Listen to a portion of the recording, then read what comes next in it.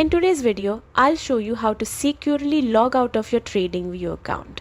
Whether you've finished a session or just want to protect your account, logging out correctly is crucial. First, open your web browser and go to tradingview.com. Once the page loads, look to the top right corner of the screen.